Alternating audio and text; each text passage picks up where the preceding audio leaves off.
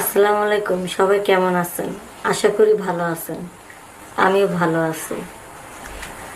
আমার জীবনে ঘটে যাওয়ার একটি কাহিনী আজকে আপনাদেরকে শোনাবো।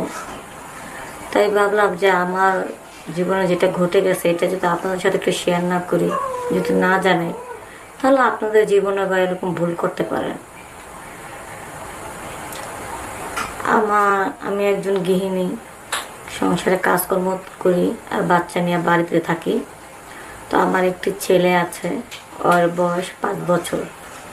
প্রতিদিন ওকে আমি স্কুলে নিয়ে আসি,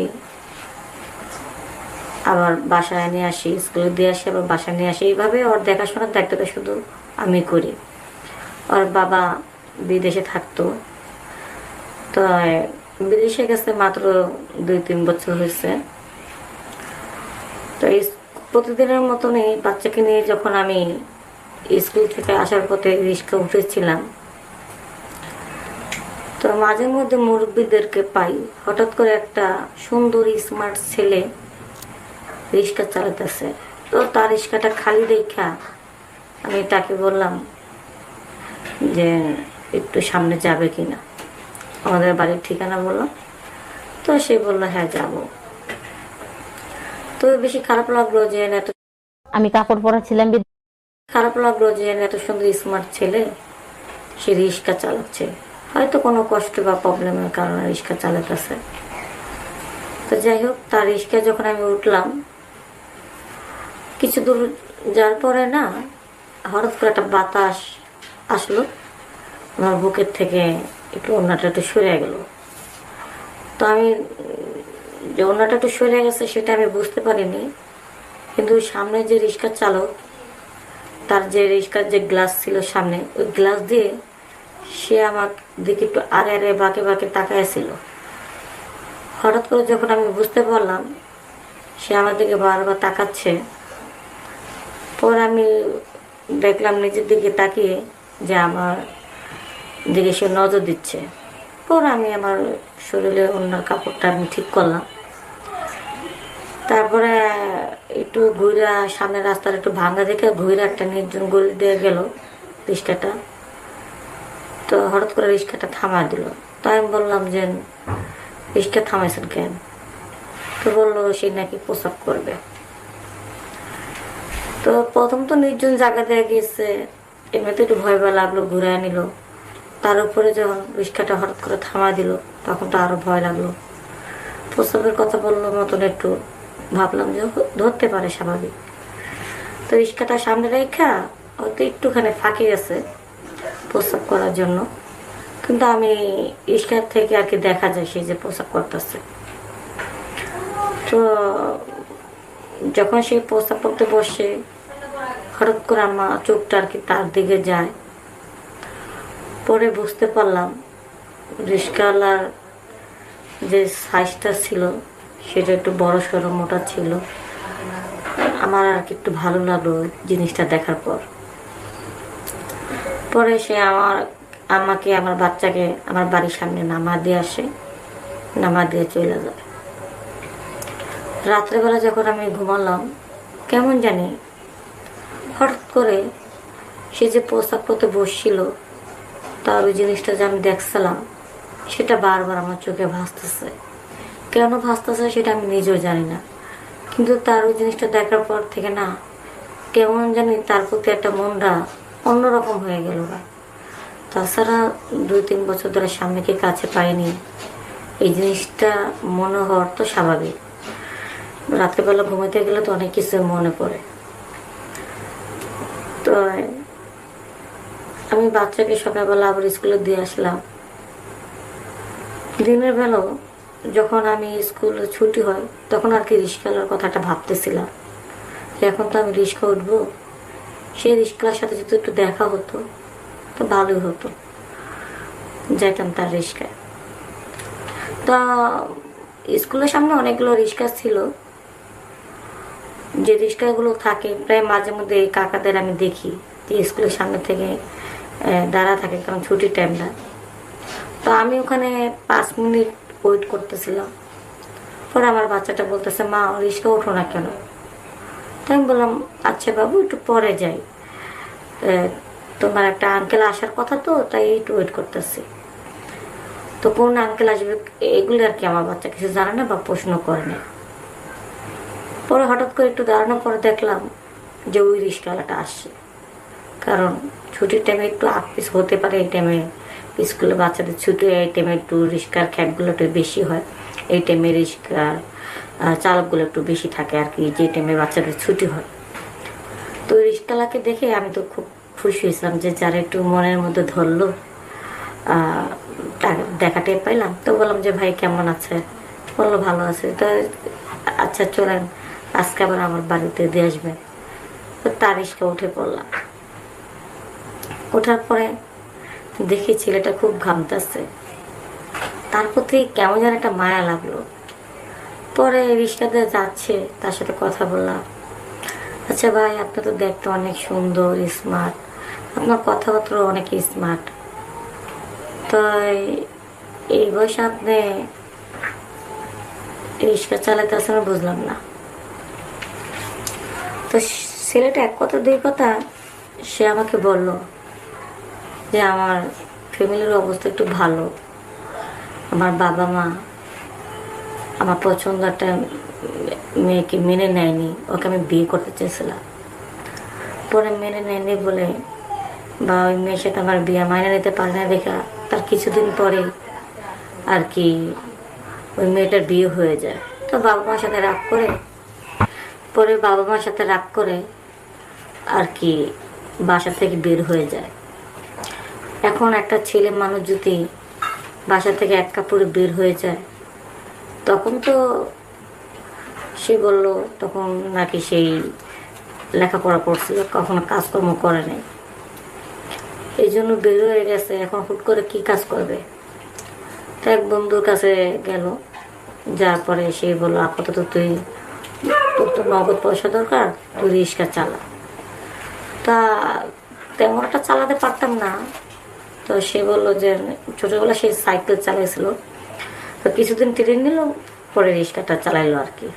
তো এইভাবে গল্প করতে করতে গেলাম, তার প্রতি একটা মায়া লেগে গেল গা। ভাবলাম নতুন নামছে রিক্সা চালাতে, তেমন কিছু মনে খায়নি বা ঘাম পড়তেছে মাথা দিয়ে, তার কাছে খুব ক্লান্ত লাগতেছে।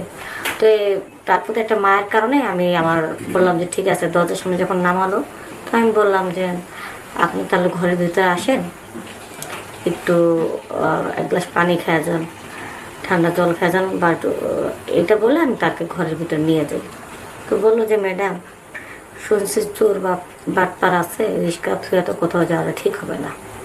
তো আমাদের বাড়ির যে আমাদের নিজস্ব বাড়ি না, তো আমরা ভাড়া থাকি, তো ওই ফ্ল্যাটের গেটের সামনে দারোয়ান থাকতো। তো দারোয়ানটা বললাম যে আমার একটা মেহমান একটু ঘরে যাবে, আপনি তার রিক্সাটা দেখেন। তো দারোয়ানের কাছে রিক্সাটা দেখতে দিলাম, তাকে রুমে ডেকে নিয়ে আসলাম। আসার পর একটু চা বা একটু ঠান্ডা জল একটু ট্যাং বানা দিলাম, খেলো। আর বাচ্চাটা তো সারাদিন ক্লাস করছে, মানে স্কুল থেকে আসার পর সে ঘুমিয়ে পড়ে, একটু হালকা পাতলা নাস্তা করে তাকে দিলাম, সে শুয়ে পড়ছে। আর স্কুলের সাথে এক কথা দুই কথা বলতে বলতে মানে গল্পের মধ্যে একেবারে হয়ে গেলাম, বা তার সাথে কথা বলতে বলতে খুব ভালো লাগলো।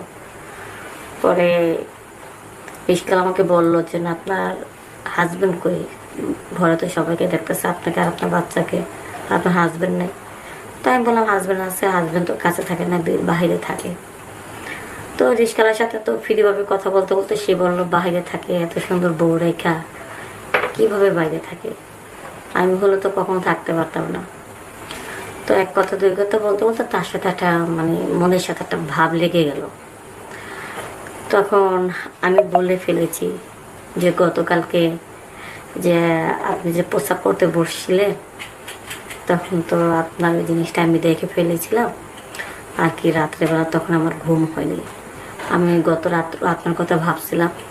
সকালবেলা আমি কখন চলে আসতাম বাচ্চাকে নিয়ে, কিন্তু আপনার জন্য একটু ওয়েট করতেছিলাম যে আপনার দেখা পাই কি না। তো আজকে দেখা পাওয়ার পরে আমার খুব ভালো লাগছে। আর কালকে আপনার যে ওই জিনিসটা দেখছি, তখন থেকে আমার ভালো লাগছে। তো আমাকে বললো যে ম্যাডাম আসলে আপনাকেও আমার ভালো লাগছে, কিন্তু আপনার যদি বিয়ে না হতো, স্বামী যদি না থাকতো, তাহলে আমি যে প্রেমের ছাকা খেয়েছি, আপনাকে বিয়ে করলে মনে হয় আমি মেয়েটাকে ভুলে থাকতে পারতাম।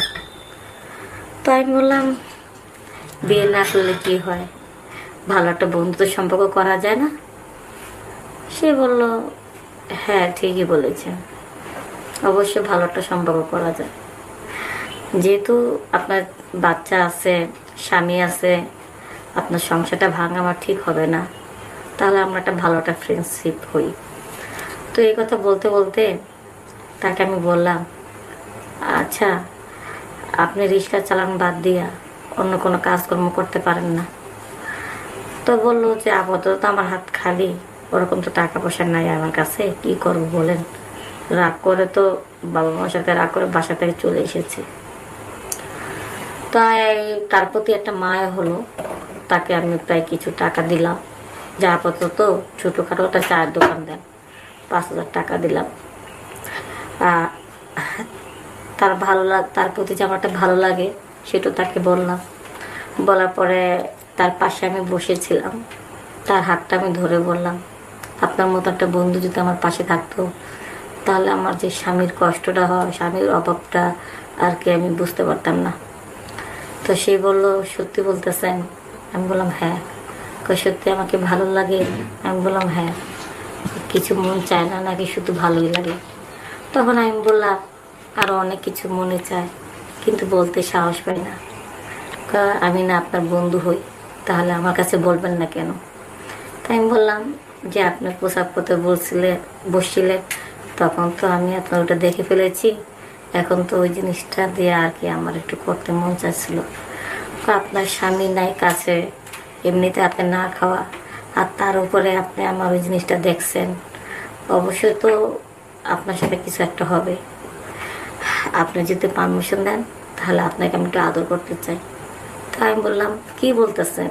এটা আমি পারমিশন দেবো কেন? আপনি আমার ভালো একজন বন্ধু, আর তাছাড়া মেয়েদের বুক ফাটে, মুখ ফুটে না।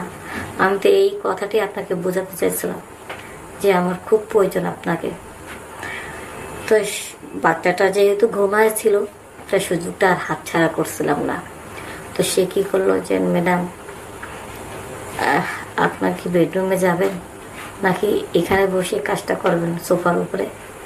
তখন আমি বললাম, বেডরুমে তো বাচ্চাকে শোয়া ফেলেছি, আপনি ইচ্ছা করলে সোফার উপরে কাজটা সারতে পারেন। কিন্তু আমি অবাক হয়ে গেলাম, সে এত সুন্দর করে আমার সাথে মানে আমাকে আদর করলো। আমার কাছে মনে হলো যে এই ব্যাপারে মনে হয় সে ভালো প্রশিক্ষণ। তখন আমি তাকে বললাম, আচ্ছা তোমার তো বিয়ে হয়নি, তুমি তো কখনো মনে হয় না কোনো মেয়ের সাথে বেড়ে গেছো, কিন্তু তুমি এত সুন্দর করে আদর করা কৌশলটা কীভাবে জানলা? তো সে বলে, আমি তো ইন্টারনেট দেখি, বর্তমানে ছেলে পেলেদের কোনো কিছু কাউকে বলে দিতে হয় না, ইন্টারনেট দেখে দেখে মানুষরা অনেক কিছু শিখতে পারে। তো এই কথা বলার পরে সে এত সুন্দর করে আমাকে আদর করেছে, যে আদর ভোলার মতন না। তার একদিনের আদরে, একবারের আদরের কারণে আমার বিদেশি স্বামীটাকে আমি ভুলে থেকেছি।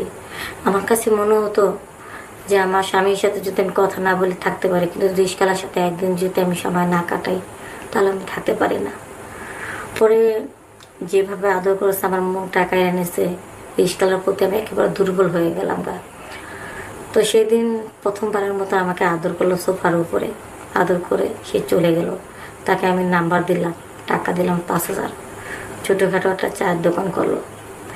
করার পরে আস্তে আস্তে আর কি তাকে আমার মনের ভিতরে গাইতে নেই, প্রতিনিয়ত যখন সুযোগ সুবিধা হয় এইভাবেই আর কি সে আমার সাথে এরকম করে।